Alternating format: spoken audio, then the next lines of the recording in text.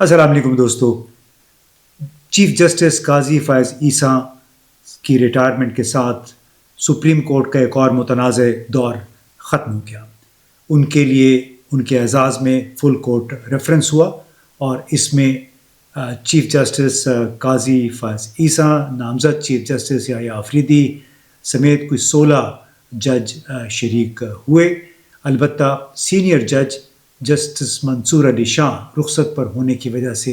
Full court reference میں نہیں آئے. انہوں نے اس کی وجوہات بتائیں، اس کا ذکر میں ابھی بعد میں کرتا ہوں. لیکن ان کے علاوہ جسٹس ملک شہزاد، جسٹس اطہر من اللہ، جسٹس منیب اختر اور جسٹس عائشہ ملک بھی اس ریفرنس میں شریک نہیں ہوئی، اور اس کی وجوہات ان کی ذاتی اپنی ہوں گی. اور اس میں ایک البتہ یہ تھا کہ فاروق ایچ نائک، اٹارنی جنرل اور مختلف بار ایسوسیشنز کے نمائندوں نے جو خطاب کیا، انہوں نے تعریفوں کے پل باندھ دیے قاضی فائز عیسیٰ صاحب کے اعزاز میں. اور اس موقع پہ جسٹس یحییٰ آفریدی نے یہ کہا کہ اپنے خطاب میں کہ چیف جسٹس بنیادی طور پہ شہریوں کے لیے قانون کی حکمرانی کو یقینی بنائیں گے اور اختلاف کے اصول کو برقرار رکھا جائے گا، اس کا تحفظ کیا جائے گا، ججوں کی عزت کی جائے گی، اور یہ کہ عدلیہ کی آزادی اور اس کے جو اختیارات ہیں اس کا بھرپور تحفظ کیا جائے گا، اور یہ کہ یہ عدالت شہریوں کے حقوق کے تحفظ کے لیے ہے. اب یہ تو جب فل کورٹ ریفرنس میں تو یہ باتیں ہو رہی تھیں، لیکن اس کے ساتھ ہی جسٹس منصور علی شاہ، جو کہ بتایا گیا کہ عمرے کے لیے مکہ میں ہیں، انہوں نے ایک اور خط بھی لکھا کورٹ کے نام، چیف جسٹس کے نام، اور اس میں وجوہات بتائیں، اور بڑا ہی تلخ اور تنقید سے بھرا ہوا یہ خط ہے. انہوں نے اس خط میں بنیادی طور پہ لکھا کہ دنیا بھر میں ریٹائر ہونے والے چیف جسٹس کو ان کی خدمات پر ان کے اعزاز میں ریفرنس دیا جاتا ہے. میں اس ریفرنس میں شریک ہو کے ایک ایسے جسٹس کے اعزاز میں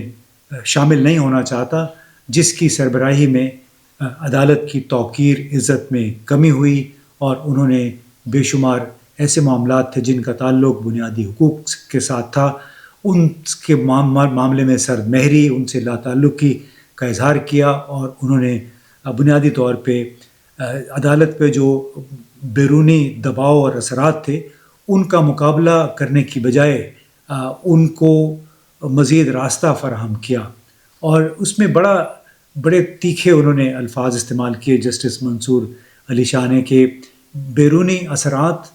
پر وہ دباؤ کے سامنے انہوں نے آنکھیں بند کیے رکھی، شتر مرغ کی طرح سر ریت میں دیے رکھا، دباؤ کا مقابلہ کرنے کی بجائے مداخلت کے دروازے کھول دیے، اور عدلیہ کے جو ایک مقدس کردار ہوتا ہے اس کا دفاع نہیں کیا، بلکہ ان لوگوں کو برداشت کیا، انہیں موقع فراہم کیا جنہوں نے عدالتوں کو کمزور کرنے کی کوشش کی. اس عدالت کے سابقہ فیصلوں کی قدر اور احترام بھی نہ کیا. قاضی فائز عیسیٰ صاحب نے اپنے ساتھیوں کے ساتھ اتفاق رائے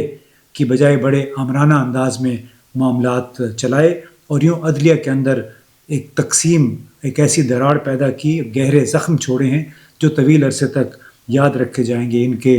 قاضی فائز عیسیٰ کے دور کو چھوٹے پن، انتقام اور انتظامی معاملات میں گھٹیا پن کا بھی اس سے بھی کہا جا سکتا ہے کہ اس دوران یہ چیزیں ہمیں دیکھنے کو ملی کہ وہ منتقم مزاج تھے اور چھوٹے چھوٹے معاملات میں وہ مداخلت کرتے تھے، انتظامی معاملات میں. لہٰذا اگر میں ان تمام اعتراضات کے باوجود اس ریفرنس میں شرکت کرتا تو اس کا مطلب یہ ہوتا کہ ایک ایسے چیف جسٹس کے اعزاز میں ان کے فائنل جو ریفرنس ہے اس میں شریک ہو رہا ہوں جس نے عدالت کو کمزور کیا، اپنے ادارے سے دغا کیا، اور عدلیہ کے احترام اور عدلیہ کے وقار کا دفاع نہیں کیا. تو اس طرح ایک بہت تلخ نوٹ پہ جسٹس منصور علی شاہ نے ان کو مطلب چیف جسٹس قاضی فائز عیسیٰ کو رخصت کیا ہے، اور اس سے اب بڑے سوالات پیدا ہوتے ہیں. انہوں نے بنیادی طور پہ منصور علی شاہ نے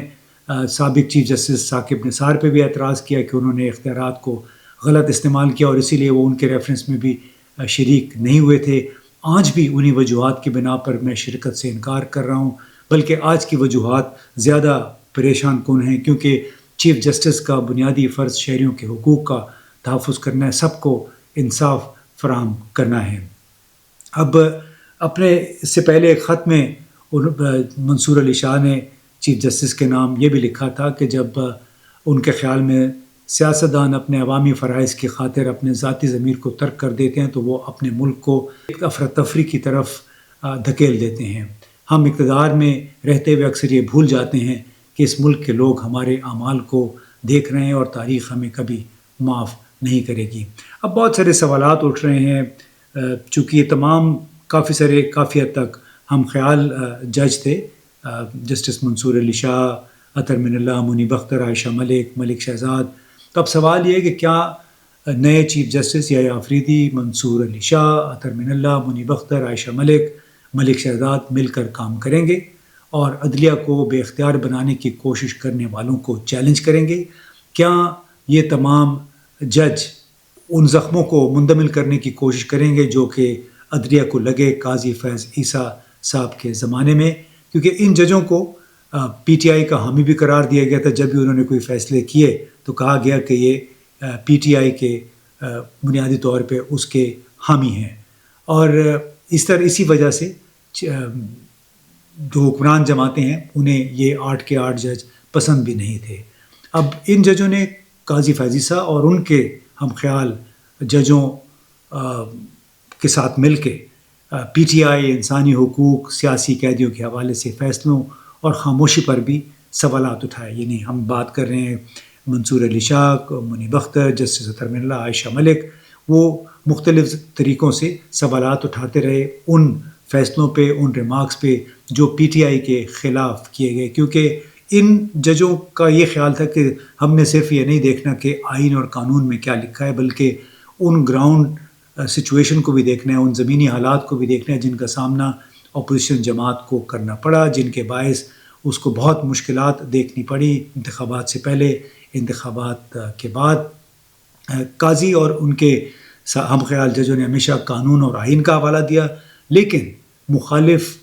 جو اپوزیشن جو جماعت تھی اس کو درپیش زمینی صورتحال کو مکمل طور پہ نظر انداز کیا۔ تو ایک اب سپریم کورٹ میں ایک نیا دور شروع ہونے جا رہا ہے جہاں پہ کم از کم 8-9 جج ہم خیال ہیں۔ اب دیکھنا یہ ہے کہ جو کوششیں ہوئی تھیں یہ 26ویں ترمیم کے ذریعے عدلیہ کے اختیارات کو کم کرنے کے، اختیارات بلا شبہ اس میں کم ہوئے ہیں، اور اب یہ کہ جو آئینی نیا بینچ بنا ہے اس کی تقسیم کس طرح ہوگی، کتنے کیسز آئینی بینچ کی طرف جائیں گے، اور آئے یہ تمام جج مل کر عدلیہ کے وقار کو اور عدلیہ کے بنیادی کردار کو، یعنی بنیادی حقوق کے تحفظ کو دوبارہ وہ بحال کر پائیں گے جس انداز میں منصور علی شاہ نے ذکر کیا ہے۔ یہ آنے والے دنوں میں پتہ چلے گا کہ وہ کس حد تک اپنے اس مقدس فریضے کو انجام دیتے ہیں۔